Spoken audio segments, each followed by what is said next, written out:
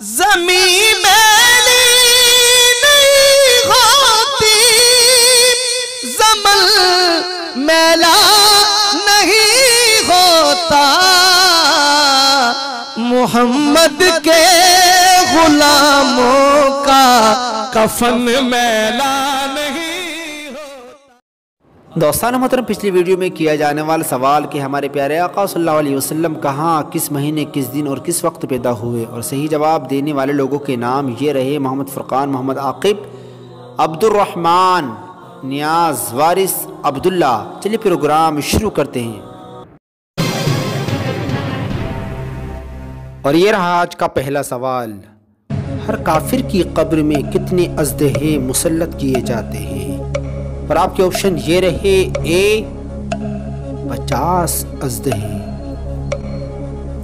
Be 60 اژدہے، سی 80 اژدہے، یا D 99 اژدہے۔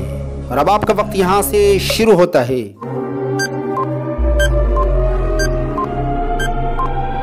صحیح جواب ہے آپشن ڈی، ہر کافر کی قبر میں 99 اژدہے مسلط کیے جاتے ہیں۔ تفسیر خزائن العرفان، پارہ 16، رکوع 16۔ اور یہ رہا آپ کا اگلا سوال: پورے سال میں کتنی بلائیں نازل ہوتی ہیں؟ اور آپ کے آپشن یہ رہے: اے 50,000 بلائیں، بی 1,00,000 بلائیں، سی 1,48,000 بلائیں، یا ڈی 1,24,000 بلائیں۔ اور اب آپ کا وقت یہاں سے شروع ہوتا ہے، اور صحیح جواب ہے آپشن ڈی، اللہ تعالیٰ پورے سال میں 1,24,000 بلائیں نازل فرماتا ہے۔ اور یہ رہا آپ کا اگلا سوال: دنیا کی عمر کتنی ہے؟ اور آپ کے آپشن یہ رہے: اے 7,000 سال، بی 12,000 سال، سی 3,60,000 سال، یا ڈی یہ تینوں صحیح ہیں۔ اور اب آپ کا وقت یہاں سے شروع ہوتا ہے۔ صحیح جواب ہے آپشن ڈی، دنیا کی عمر کتنی ہے اس میں کئی قول ہیں۔ بعض نے کہا کہ دنیا کی عمر 7,000 برس ہے، بعض نے کہا 12,000 برس، اور بعض نے کہا 3,60,000 برس۔ اور وہ اس لیے بعض نے ستاروں کو اعتبار کر کے 7,000 کہا چونکہ کواکب ستارہ 7 ہے، بعض نے 12 برج آسمان کا اعتبار کر کے 12,000 کہا، اور بعض نے سال کے دنوں کی مقدار کے اعتبار سے دنیا کی عمر 3,60,000 شمار کی۔ تفسیر حاشیہ علین شریف صفحہ نمبر 293، تفسیر ساوی صفحہ نمبر 125۔ اور یہ رہا آپ کا اگلا سوال: ڈوبا ہوا سورج کتنی بار پلٹایا گیا؟ اور آپ کے آپشن یہ رہے: اے 1 بار، بی 3 بار، سی 6 بار، یا ڈی 4 بار۔ اور اب آپ کا وقت یہاں سے شروع ہوتا ہے،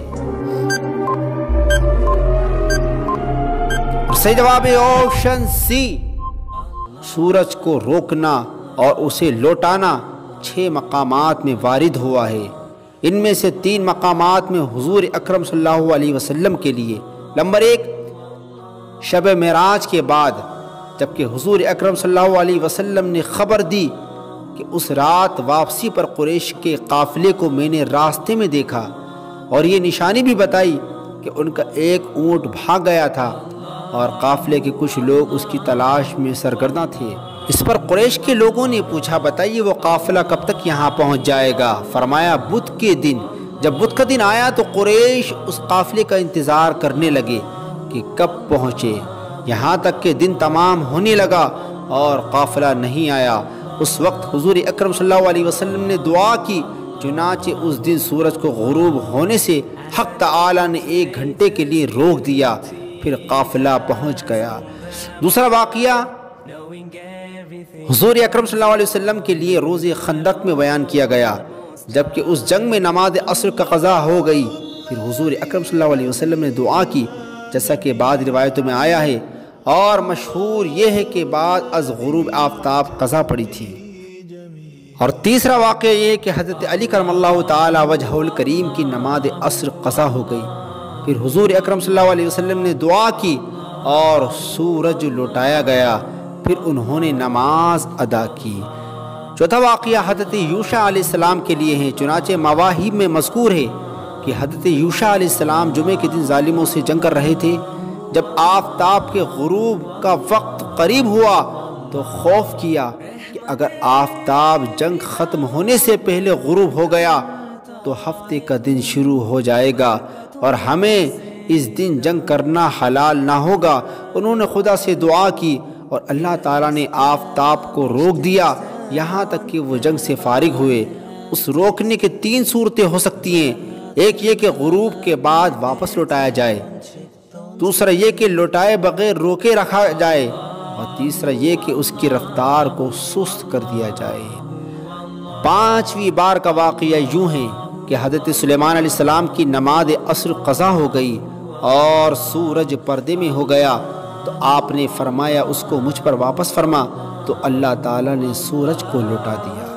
چھٹا واقعہ حضرت علی کرم اللہ تعالی وجہہ الکریم کے لیے واقعہ یوں ہے کہ آپ نے نہر فراز سے گزر کر نماز عصر اپنے ساتھیوں کے ساتھ ادا کرنے کا ارادہ کیا۔ آپ کے ساتھیوں نے دریائے فراز سے اپنی سواریاں گزارنی شروع کر دی، یہاں تک کہ آفتاب غروب ہو گیا اور ان کی نماز قضا ہو گئی۔ وہ چیمے گوئیاں کرنے لگے۔ حضرت علی کرم اللہ تعالی وجہہ الکریم نے سنا تو اللہ تعالیٰ سے سورج لوٹانے کی دعا کی تاکہ ان کے ساتھی نماز ادا کر لیں۔ اللہ تعالیٰ نے آپ کی دعا قبول فرمائی، آفتاب نکل آیا اور عصر کا وقت ہو گیا۔ جب آپ نے سلام پھیرا تو سورج غروب ہو گیا۔